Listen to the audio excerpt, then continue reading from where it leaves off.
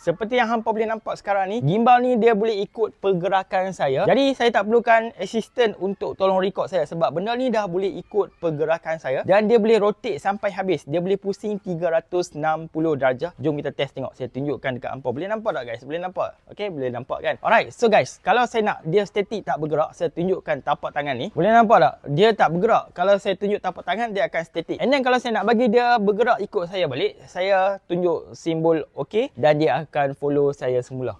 Memang mantap guys. Okey, kalau ada ramai-ramai orang kat belakang saya ni, macam mana nak buat? Tunjuk simbol peace. So dia akan lock muka saya ni. Dia akan ikut muka saya saja. Dia tak akan ikut muka orang lain yang ada kat belakang saya. Jadi dia akan follow saya saja. Bagi saya gimbal ni memang function, memang bagus ya. Content creator memang kena ada gimbal ni. You guys memang kena grab gimbal ni kali dengan dia punya tripod, sebab tripod ni dia ada bagi satu remote untuk kita kontrol dan ambil video dan gambar daripada jauh. So boleh dapatkan gimbal ni. You guys terus tekan beg kuning dan dapatkan sekarang.